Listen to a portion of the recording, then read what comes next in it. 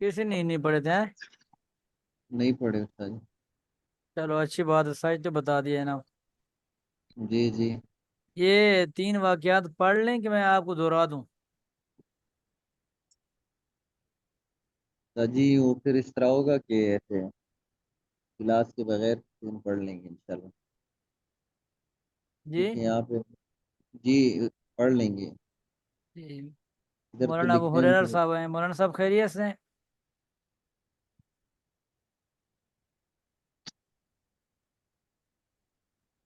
مولانا ابو ہریرہ صاحب آپ خیریت سے ہیں؟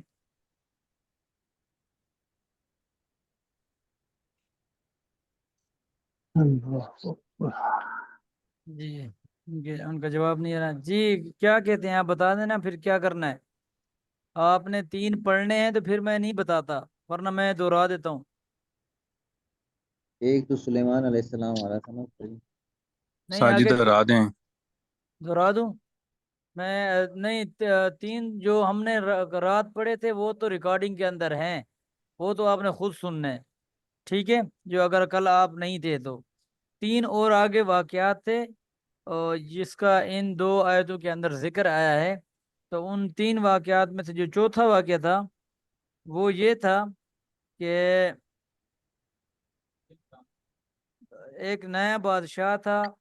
جو بت پرست اور بدعمل تھا۔ وہ یہ آئی جی وہ جو ہے نا سارن پکیا نا بولتا محمد سارن رمضان صاحب مائک بند کریں، محمد رمضان صاحب۔ السلام علیکم۔ جی وعلیکم السلام، حضرت خیریت سے ہیں؟ الحمدللہ۔ آپ ابھی پڑھا رہے ہیں؟ حضرت خیریت سے ہیں آپ؟ ٹھیک ہے، الحمدللہ، آپ کی دعائیں ہیں۔ آپ آپ سنیں، کیسے؟ آپ کیسے آج؟ یہ کون سا گھنٹہ چل رہا ہے نماز رات؟ یہ تیسرا گھنٹہ چل رہا ہے حضرت، 8:30 سے 9 بجے تک، رابعہ کا۔ شرابیہ کا، معذرت معذرت معذرت، جی میں جی جو ہے نا یہ درجہ ہے رابعہ ہے۔ میں جی جی میں اس میں آ گیا۔ ٹھیک ہے، جزاک اللہ سمجھ۔ خیر۔ جی اچھا، اس میں جو چوتھا واقعہ تھا وہ یہ تھا کہ جو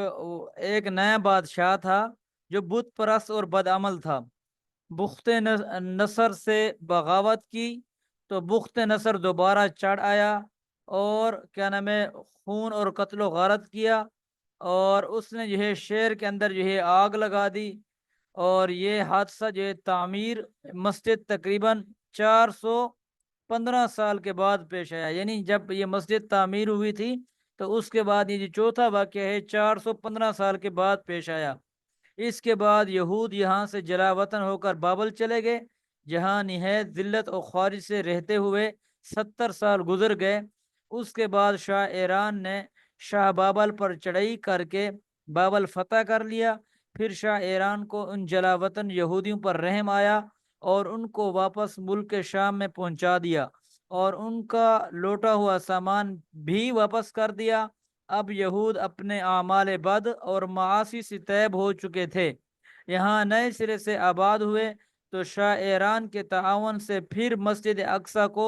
سابق نمونہ کے مطابق بنا دیا گیا۔ یہ چوتھا واقعہ پیش آیا جو 415 سال کے بعد پیش آیا تھا۔ پانچواں واقعہ یہ ہے کہ یہ اس وقت پیش آیا کہ جب یہود کو یہاں اطمینان اور آسودگی دوبارہ حاصل ہو گئی، یعنی یہ دوبارہ اس علاقے کے اندر رہنے لگ گئے، تو اپنے ماضی کو بھول گئے اور پھر بدکاری اور بدعمالی میں منہمک ہو گئے۔ تو حضرت مسیح علیہ السلام کی پیدائش سے، یعنی حضرت عیسیٰ علیہ السلام کی پیدائش سے 170 سال پہلے یہ واقعہ پیش آیا کہ جس بادشاہ نے انطاکیہ آباد، ایک جگہ کا نام ہے کہ انطاکیہ آباد کیا تھا، اس نے چڑھائی کر دی اور 40,000 یہودیوں کو قتل کیا، 40,000 کو قید کیا اور غلام بنا کر اپنے ساتھ لے گیا، اور مسجد کی بھی بہت بے حرمتی کی، مگر عمارت مسجد کی بچ گئی۔ مگر پھر اس بادشاہ کے جانشینوں نے شہر اور مسجد کو بالکل میدان کر دیا۔ اس کے کچھ عرصہ بعد بیت المقدس پر سلاطین روم کی حکومت ہو گئی، انہوں نے مسجد کو پھر درست کیا، اور اس کے 8 سال بعد حضرت عیسیٰ علیہ السلام پیدا ہوئے۔ یہ پانچواں واقعہ پیش آیا جب یہ کیا نام ہے یہ بنی اسرائیل جو ہے ان میں جو یہودی تھے کیا نام ہے وہ اپنے بدعمالیوں کی وجہ سے جو ہے وہ اتنی حد کو بڑھ گئے تھے کہ اللہ تعالیٰ جو ہے ان کی طرف سے ایک اور طاقتور مخلوق جو ہے وہ ان کے اوپر مسلط کر دیتا تھا، اور وہ جو ہے ذلت اور خوار سے جو ہے وہ شکست کھا جاتے تھے۔ اب چھٹا واقعہ کب پیش آیا؟ حضرت عیسیٰ علیہ السلام کے جسمانی طور پر رفع ہو جانے کے بعد، رفع جسمانی کے 40 برس بعد، یعنی حضرت عیسیٰ علیہ السلام کو جب اللہ تعالیٰ نے آسمانوں پر اٹھا لیا تو اس کے 40 سال بعد یہ واقعہ پیش آیا کہ یہودیوں نے اپنے حکمران سلاطین روم سے بغاوت اختیار کر لی۔ رومیوں نے پھر شہر اور مسجد کو تباہ کر کے وہی حالت بنا دی جو پہلے تھی۔ اس وقت کے بادشاہ کا نام تویتس تھا، جو نہ یہودی تھا نہ نصرانی، کیونکہ اس کے بہت زور کے بعد قسطنطین اول عیسائی ہوا، اور اس کے بعد سے حضرت عمر خطاب رضی اللہ عنہ کے زمانے تک یہ مسجد ویران پڑی رہی، یہاں تک کہ آپ نے اس کی تعمیر کری۔ یہ 6 واقعات تفسیر البیان بحوالہ تفسیر حقانی میں کے اندر یہ 6 واقعات لکھے گئے ہیں، اور قرآن مجید کے اندر جن 2 واقعات کا ذکر ہے، ایک کل ہم نے پڑھ لیا تھا کہ وَقَضَيْنَا إِلَى بَنِي إِسْرَائِيلَ فِي الْكِتَابِ لَتُفْسِدُنَّ فِي الْأَرْضِ مَرَّتَيْنِ، یہ مرتين 2 مرتبہ، وَلَتَعْلُنَّ عُلُوًّا كَبِيرًا فَإِذَا جَاءَ وَعْدُ أُولَاهُمَا، ایک واقعہ اس آیت کے اندر ذکر گیا کہ جب انہوں نے اپنے کیا نام ہے سرکشی اور اس طرح جو ہے انہوں نے وہ کی تو اللہ تعالیٰ نے جو طاقتور قوم تھی ان کے اوپر مسلط کر دی۔ اور دوسرا واقعہ آج کی یہ آگے ہم پڑھ لیں گے، تو یہ بھی اسی طرح کہ جب وہ دوبارہ اللہ تعالیٰ نے ان کو موقع دیا، وہ سنبھل گئے، اس کے بعد پھر انہوں نے کیا نام ہے اللہ تعالیٰ کی نافرمانی کی ان بنی اسرائیل نے، تو اللہ تعالیٰ نے ان کے اوپر پھر دوبارہ ایک طاقتور جو قوم تھی وہ مسلط کر دی، اور جس کی وجہ سے یہ جو ہے شکست کھا گئے۔ تو یہ جو 6 واقعات ذکر کیے گئے ہیں، تو ان 6 واقعات کو بتانے کا مقصد یہ ہے کہ ان 6 واقعات میں سے کوئی سے 2 واقعات ہو سکتے ہیں ان آیت کے مطابق۔ بعض حضرات نے یہ کہا ہے کہ چوتھا اور چھٹا واقعہ جو ہے وہ ان آیت کے اندر اس آیت کا مصداق ہے۔ ٹھیک ہو گیا؟ اب یہ جو اگلی آیت ہے کہ ثم رددنا لکم الکرۃ علیہم وامددناکم باموال وبنین وجعلناکم اکثر نفیرا، اس آیت کے اندر یہ فرمایا جا رہا ہے کہ ثم رددنا لکم الکرۃ، پھر ہم نے پھیر دی تمہاری باری، یعنی تمہارے اوپر جس طرح کی پہلے حالت تھی، یہ پہلے واقعہ جب تمہارے اوپر ہوا تو تم جو ہے بالکل شکست کھا گئے تھے، تمہارے پاس کچھ بھی نہیں بچا تھا، تو ثم رددنا لکم الکرۃ علیہم، پھر ہم نے تمہارے اوپر جو ہے تمہاری باری کو پھیر دیا، مطلب یہ کہ تمہیں مالدار کر دیا اور تمہیں مال و دولت عطا کر دی۔ وَأَمْدَدْنَاكُمْ بِأَمْوَالٍ وَبَنِينَ، اور ہم نے وَأَمْدَدْنَاكُمْ کا مطلب ہوتا ہے اور ہم نے تمہیں قوت دی، وَأَمْدَدْنَاكُمْ اور ہم نے تمہیں قوت دی، بِأَمْوَالٍ مالوں کے ساتھ، وَبَنِينَ اور اولاد کے ساتھ، وَجَعَلْنَاكُمْ أَكْثَرَ نَفِيرًا اور ہم نے تم کو بنایا ہے کیا نام ہے اس یعنی ہم نے تم کو بہت ہی زیادہ کر دیا ہے، یعنی تمہارے اوپر جو ہے اللہ تعالیٰ کا یہ احسان اور کرم ہوا کہ اللہ تعالیٰ نے جو ہے تمہیں پھر مال و دولت، مال بھی عطا کر دیا اور اولاد اتنی زیادہ کر دی کہ تمہارے جو پہلے افراد مارے گئے تھے یا کم تھے، تو اس اولاد کی وجہ سے جو ہے وہ کیا نام ہے آپ کا خاندان یا آپ کے جو لوگ تھے وہ بڑھ گئے۔ ٹھیک ہو گیا؟ تو اب یہ اللہ تعالیٰ نے ان کو ایک دفعہ یہ دوبارہ موقع دیا کہ آپ جو ہے سدھر جائیں اور کیا نام ہے اللہ کی نافرمانی نہ کریں۔ اس کے باوجود پھر آگے کیا ہوتا ہے؟ اللہ تعالیٰ فرما رہے ہیں کہ ان احسنتم احسنتم لانفسکم، اگر تم بھلائی کرو گے تو یہ تمہارا بھلائی کرنا تمہارے اپنے ہی فائدے کے لیے ہے، وَإِنْ أَسَأْتُمْ فَلَهَا، پس اگر تم برائی کرو گے تو اس کی جو برائی ہے وہ بھی تمہارے اپنے لیے ہی ہے۔ فَإِذَا جَاءَ وَعْدُ الْآخِرَةِ، اب یہاں سے وہ جو اللہ تعالیٰ نے 2 وعدے کیے تھے کہ 2 مرتبہ تمہارے ساتھ ایسا ہوگا، مرتين، یہ اس آیت کے اندر جو ذکر آیا تھا، تو یہاں پر فَإِذَا جَاءَ وَعْدُ الْآخِرَةِ لِيَسُوءُ وُجُوهَكُمْ، یہاں سے اس دوسرے وعدے کا ذکر کیا جا رہا ہے چونکہ وکان وعدا مفعولا، یہ پہلے گزر چکا ہے کہ اللہ تعالیٰ اگر کسی کے بارے میں کوئی بات کر دیں تو وہ اللہ تعالیٰ اس کو کر گزرتا ہے، وہ پوری ہو کر ہی رہتی ہے۔ تو اس پر یہ دوسرا واقعہ بیان کیا جا رہا ہے کہ فَإِذَا جَاءَ وَعْدُ الْآخِرَةِ، جب آیا ان کے اوپر دوسری مرتبہ یعنی دوسرا وعدہ، لِيَسُوءُ وُجُوهَكُمْ، لِيَسُوءُ وُجُوهَكُمْ کا مطلب ہوتا ہے کہ وہ جو ہے بہت اداس ہو گئے، یا ان کے جو چہرے تھے وہ بہت مایوس ہو گئے، ٹھیک ہے۔ کہ چنانچہ جب دوسرے واقعے کی میعاد آئی، یعنی جب دوسرے وعدے کا ٹائم مقرر ہوا، تو ہم نے دوسرے دشمنوں کو تم پر مسلط کر دیا تاکہ وہ تمہارے چہروں کو بگاڑ ڈالیں، ٹھیک ہے۔ لیسوء وجوہکم، تاکہ وہ کیا کریں، بگاڑ ڈالیں وجوہکم، تمہارے چہروں کو، ولیدخلوا المسجد، اور وہ داخل ہو جائیں مسجد میں، اس طرح کما دخلوہ اول مرہ، کہ جس طرح اس سے پہلی قوم کے جو مسلط ہم نے تمہارے اوپر کی تھی، اور وہ جو ہے مسجد کے اندر داخل ہو گئے تھے، اور انہوں نے مسجد اقصی کو بھی نقصان پہنچایا تھا اور شہر کو بھی نقصان پہنچایا تھا۔ تو یہ جو دوسرے لوگ ہیں، ہم نے تمہارے وعدہ پورا کیا اور تمہارے اوپر اس لیے مسلط کر دیا کہ یہ جو ہے تمہارے چہروں کو بگاڑ دیں، اور یہ تمہاری مسجد کے اندر اس طرح داخل ہو جائیں جیسے کہ اس سے پہلے داخل ہو گئے تھے، وَلِيُتَبِّرُوا، اور یہ بگاڑ پیدا کر دیں یا خرابی پیدا کر دیں، ما علو تطبیرا، ما علو کا مطلب ہوتا ہے جو غالب ہوں، جس جگہ غالب ہوں، تطبیرن کا مطلب ہوتا ہے کہ بہت بڑی خرابی، یعنی جب بھی یہ غالب ہوں تو یہ کیا نام ہے کسی نہ کسی طرح کی یہ جو ہے خرابی پیدا کر دیں، ایسا نہ ہو کہ کیا نام ہے یہ جو ہے کوئی امن کا پیغام دیں، تو یہ بہت بڑی خرابی جو ہے وہ پیدا کر دیں اس کے اندر۔ اس کے بعد آگے فرمایا کہ آسا ربکم ان یرحمکم، شاید کہ تمہارا رب یہ کہ تمہارے اوپر رحم کر دے اور تمہیں معاف کر دے، وَإِنْ عُدْتُمْ عُدْنَا، اگر تم ایسا کرو گے تو عدنا، ہم بھی ایسا کریں گے، یعنی اگر تم جو ہے اللہ کی نافرمانی کرو گے یا اللہ کے خلاف جو ہے اللہ کے انبیاء کرام علیہ السلام کی مخالفت کرو گے، تو اگر جس طرح تم کرو گے ہم بھی، اللہ تعالیٰ فرما رہے ہیں کہ ایسا کریں گے، ہم بھی تمہیں کسی قسم کی پھر ڈھیل نہیں دیں گے۔ وَجَعَلْنَا جَهَنَّمَ لِلْكَافِرِينَ حَصِيرًا، اور ہم نے تیار کر رکھا ہے جہنم کو کافر لوگوں کے لیے، اور جہنم بھی ایسی کہ کافروں کے لیے قید خانہ ہوگی۔ حصیرن کا مطلب، حصیر کہتے ہیں کہ جس چیز کو گھیرا ہوا ہو، تو یعنی یہ جیل کے اندر بھی تو ایسے ہی ہوتا ہے کہ وہ چاروں طرف سے بند ہوتی ہے اور ایک بیچ میں دروازہ لگا تو ایک بندے کو اس گھیرا ہوا ہوتا ہے، تو یہاں پر بھی اس وجہ سے کہا گیا کہ اللہ تعالیٰ نے جہنم کافروں کے لیے تیار کر رکھی ہے، یعنی قید کر رکھی ہے۔ جہنم جو ہے اللہ تعالیٰ نے کافروں کو قید خانوں کے اندر بند کرنے کے لیے تیار کر رکھی ہے، اور ہم نے دوزخ کو قید خانہ بنایا ہے کافروں کے لیے۔ یہ بھی آپ ترجمہ اس کا کر سکتے ہیں کہ ہم نے دوزخ کو یا جہنم کو قید خانہ بنایا ہے للکافرین، کافروں کے لیے۔ اس کے بعد آگے فرمایا کہ ان ھذا القرآن یہدی للتی ہی اقوم، کہ بے شک یہ جو قرآن مجید ہے یہ ہدایت دیتا ہے للتی، ان لوگوں کو، ہی اقوام، ہی اقوام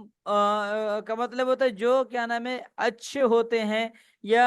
جو کیا نام ہے سیدھی رستے پر چلنے کا ارادہ کرتے ہیں، یا سیدھی رستے کے اوپر چلنا چاہتے ہیں، تو ان کو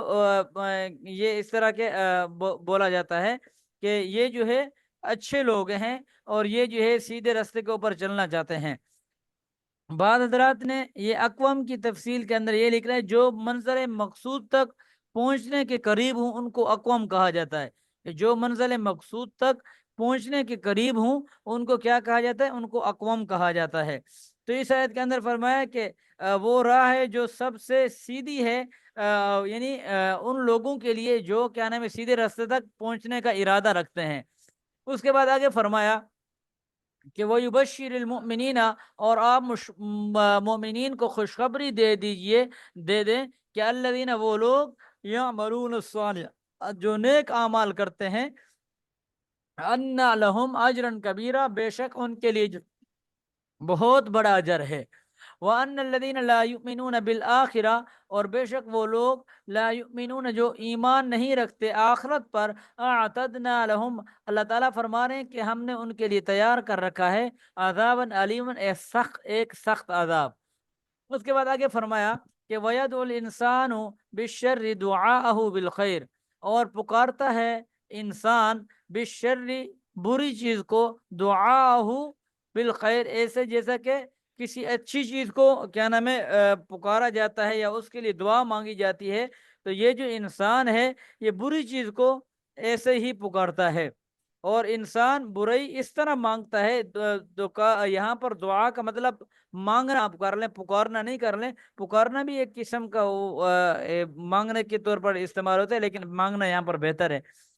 کہ اور انسان برائی کو اس طرح مانگتا ہے جیسے بھلائی مانگی جاتی ہے۔ یعنی وہ کفار مکہ جو ہے وہ یہ کہا کرتے تھے، حالانکہ ان کو یہ کہنا چاہیے تھا کہ یا اللہ ہمارے اوپر رحم کر، اس طرح کی باتیں کہنے، وہ یہ کہتے تھے کہ اے اللہ اگر محمد صلی اللہ علیہ وسلم جو اپنے آپ کو نبی مانتے ہیں اگر یہ سچے ہیں تو ہمارے اوپر پتھروں کی بارش جو ہے وہ نازل فرما دے۔ اب پتھروں کی بارش جو ہے یہ مانگنا یہ کوئی اچھی بات تھوڑی ہے، یہ تو برائی ہے۔ تو وہ اس برائی کو ایسے مانگتے تھے جیسے کوئی بندہ اچھائی کو مانگ رہا ہوتا ہے، اور وہ خوشی سے اس طرح کی باتیں کیا کرتے تھے۔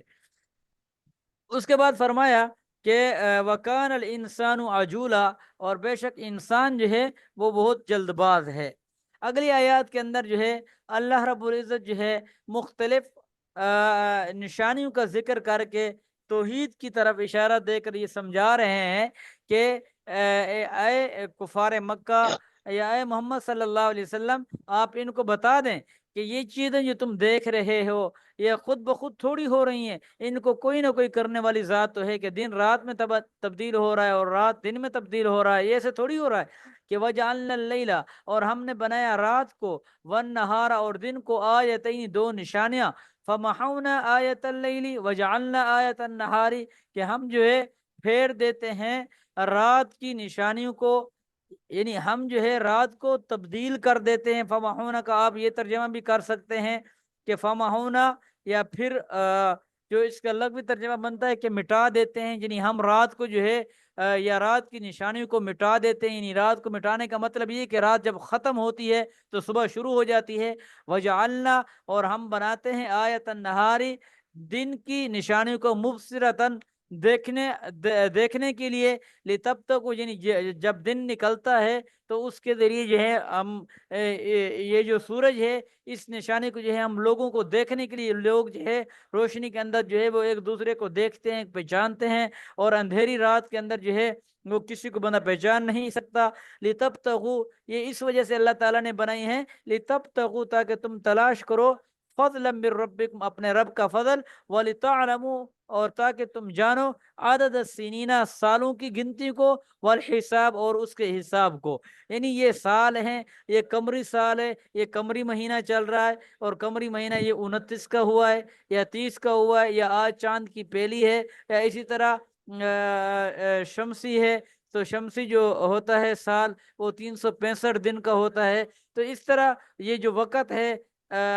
ہم جو ہے یہ پہچانتے ہیں کہ ابھی صبح ہو گئی ہے، ابھی ظہر ہو گئی ہے، ابھی یہ مغرب ہو گئی ہے، عشاء ہو گئی ہے۔ تو اللہ تعالیٰ نے یہ وقت مقرر کیے ہیں کہ یہ سورج غروب ہوتا ہے، اس کے بعد مغرب شروع ہو جاتی ہے، تاکہ ان کی وجہ سے جو ہے تم جو ہے یہ گنتی کر سکو اور کیا نام ہے اپنے معاملات کا حساب لگا سکو۔ وَكُلَّ شَيْءٍ فَصَّلْنَاهُ تَفْصِيلًا، اور ہم نے ہر چیز کو واضح کر دیا ہے یا کھول کھول کے رکھ دیا ہے۔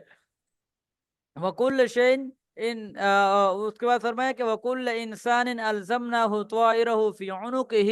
وَنُخْرِجُ لَهُ يَوْمَ الْقِيَامَةِ كِتَابًا يَلْقَاهُ مَنشُورًا، فرمایا کہ وَكُلَّ إِنسَانٍ، اور ہر انسان، أَلْزَمْنَاهُ طَائِرَهُ، ہر انسان کہ اس کو اس کی گردن کو بری قسمت نے پکڑا ہے، یا اس کا آپ ترجمہ اس طرح کریں گے کہ ہر وہ شخص کہ اس کا جو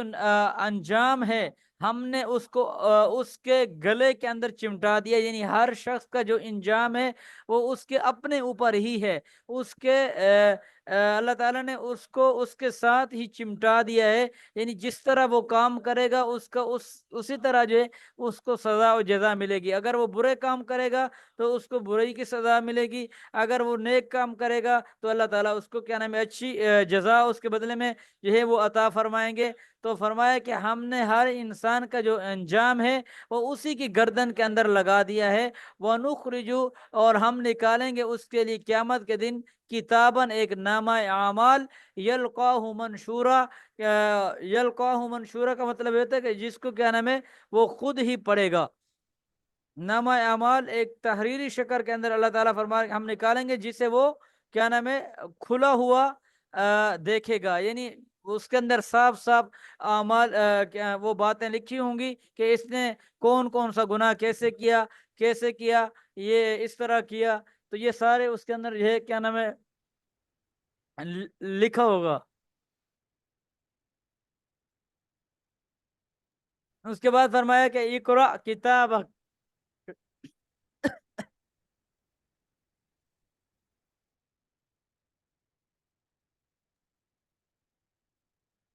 اقرا کتابک، پھر اس انسان سے یہ کہہ دیا جائے گا کہ تو اس کتابچے کو پڑھ، کفا بنفسک الیوم علیک حسیبا، پس کافی ہے تیرے نفس کے لیے آج کے دن تیرے اوپر حسیبا کا مطلب ہے اس کا حساب، یعنی جو کچھ تو نے اس دنیا کے اندر کیا تھا وہی سب جو ہے اس کے اندر لکھا ہوا ہے۔ ایسا نہیں ہے کہ اس کے اندر جو ہے وہ کسی قسم کی کوئی زیادتی ہوئی ہے، یا اس کے اندر جو ہے آپ کے ساتھ جو ہے کوئی ایسا زیادتی کی جا رہی کہ جو آپ نے کام کیا نہ ہو اور اس کے اندر لکھا گیا ہو، تو وہ سارا جو نامہ اعمال ہوگا، جو دنیا کے اندر انسان نے جو جو کام کیے ہوں گے، تو وہ نامہ اعمال کل قیامت والے دن انسان کو پیش کر دیا جائے گا، اور وہ خود ہی اپنے نامہ اعمال کو پڑھے گا کہ آیا میں دنیا کے اندر رہا اور میں نے دنیا کے اندر زندگی گزاری، تو اگر میں نے یہ کام کر لی ہوتے تو یہاں پر یہ میرے سامنے آج برے کام نہ لکھے ہوئے ہوتے، اگر میں کیا نام ہے اچھے کام کرتا تو یہاں پر کیا نام ہے برے کاموں کی جگہ جو ہے آج اچھے کام جو ہے وہ میرے سامنے ہوتے، اور میں سرخرو ہو کے اس نامہ اعمال کو دائیں ہاتھ کے اندر پکڑ کے سب کو دکھاتا پھرتا کہ میں کامیاب ہو گیا ہوں، میں کامیاب ہو گیا ہوں۔ یہ آپ سورۃ الانشقاق کے اندر یہ رابعہ والے حضرات نے تو پڑھ لیا ہوگا، لیکن تفسیر والے حضرات نے یہ نہیں پڑھا، وہ انشاءاللہ پڑھ لیں گے کہ کل قیامت والے دن جب بندے کو نامہ اعمال اس کے ہاتھ میں دیا جائے گا، اگر اس کا نامہ اعمال اچھا ہوگا تو وہ جو ہے لوگوں کو دکھاتا پھرے گا کہ دیکھو دیکھو میں کامیاب ہو گیا ہوں، دیکھو میں کامیاب ہو گیا ہوں۔ آج کل کے دور کے اندر بھی ایسے ہے، جیسے میٹرک کے اندر کسی کی پوزیشن آ جاتی ہے بورڈ کی سطح کے اوپر، تو وہ جو ہے اس کو میڈیا بھی چلا رہا ہوتا ہے، لوگوں کو دکھا رہا ہوتا ہے، اس کی بلے بلے ہو رہی ہوتی ہے کہ اس آدمی نے پورے بورڈ کے اندر ٹاپ کیا ہے اور اس نے پوزیشن حاصل کی ہے۔ تو اسی طرح کل قیامت والے دن جس کا اعمال نامہ جو ہے وہ درست ہو گیا یا صحیح نکلا، تو وہ جو ہے کل قیامت والے دن ایسے دوڑے گا اور لوگوں کو دکھاتا ہوا پھرے گا کہ دیکھ لیں میں کامیاب ہو گیا ہوں، میں کامیاب ہو گیا ہوں۔ تو دعا ہے کہ اللہ تعالی ہمیں بھی نیک اعمال کی توفیق عطا فرمائے، اور ہمیں بھی اللہ تعالیٰ جو ہے یہ کتابچہ جو ہم سب کو ملنا ہے وہ نیک اعمال کی صورت کے اندر اور اچھے اعمال کی صورت کے اندر جو ہے اللہ تعالیٰ وہ ہمیں عطا فرمائے، اور جو ہم سے اس دنیا کے اندر غلطیاں کوتاہیاں ہو جاتی ہیں انسان ہونے کے ناطے، تو اللہ تعالیٰ ان غلطی کوتاہیوں کو کیا نام ہے اپنے فضل سے معاف فرمائے، کیونکہ جتنے بھی انسان سے گناہ ہو جاتے ہیں ان گناہوں کے اوپر جو ہے اللہ تعالیٰ کی جو رحمت ہے وہ ہیوی ہے۔ جب بھی دعا مانگا کریں کہ یا اللہ میرے بہت زیادہ گناہ ہیں، میں لیکن میرے ان گناہوں کے بدلے تیری جو رحمت ہے وہ اس سے بھی بڑھ کر ہے، یا اللہ اپنی رحمت کے صدقے میرے سارے گناہوں کو معاف فرما۔ تو اللہ تعالیٰ جو ہے کیا نام ہے اگر کسی کے اوپر ناراض بھی ہوتے ہیں تو اللہ تعالیٰ سے جب دعا مانگی جاتی ہے تو اللہ تعالیٰ جو ہے وہ اس کی دعا کو ضرور قبول فرماتے ہیں۔ قرآن مجید میں ایک جگہ پر اللہ تعالیٰ نے فرمایا وقال ربکم ادعونی استجب لکم، کہ جب تم اپنے رب کو پکارتے ہو تو اللہ تعالیٰ جو ہے وہ تمہاری دعاؤں کو ضرور قبول فرماتے ہیں۔ تو ہمیں چاہیے کہ ہم ہر وقت جو بھی ہمارے اوپر کوئی مشکل آ رہی ہے، سب سے پہلے یہ یقین نہ ہو کہ پیسہ کہاں سے ملے گا، یہ یقین ہو کہ میں 2 رکعت نماز نفل پڑھ کر پہلے اللہ تعالیٰ سے تو مانگ لوں، اس کے بعد اللہ تعالیٰ کوئی نہ کوئی راستہ کھول دیں گے۔ تو جب ہمارا یہ یقین ہوگا تو انشاءاللہ آپ حضرات کو کسی قسم کی کوئی مشکل نہیں ہوگی۔ استاد بس جی یہاں یہ اس تک کا ترجمہ کر دیں، کس کا؟ اقرا کتابک یہدی اقرا کتابک، کہ جب قیامت والے دن کفا اس کو دیا بنفسک جائے گا نا، الیوم اقرا تو حسیبا۔ پڑھ کتابہ کا، اپنی کتاب کو، اپنا نامہ اعمال کو، یہاں پر کتابہ کا سے مراد جو ہے وہ نامہ اعمال ہے، کہ کفا بنفسک الیوم، تو بس تو ہی بس ہے، یعنی تیرے لیے یا تیرے نفس کے لیے ہی آج کے دن یہ کافی ہے تجھ پر بطور حساب کے، یعنی تو اس کو دیکھ کر اپنا حساب کا فیصلہ کر لے، ٹھیک ہے؟ جی یا آج تم خود اپنے حساب لینے کے لیے کافی ہو، یعنی تم خود ہی اس کو پڑھ لو اور اپنا کیا نام ہے حساب کا فیصلہ کر لو۔ اس کا ترجمہ یہ کر لیں کہ آج تم خود اپنے حساب لینے کے لیے کافی ہو، ٹھیک ہے؟ جزاک اللہ خیرہ۔ نعمان قمر صاحب میں آپ کو ہوسٹ بنا دوں؟ جی استاد جی ضرور۔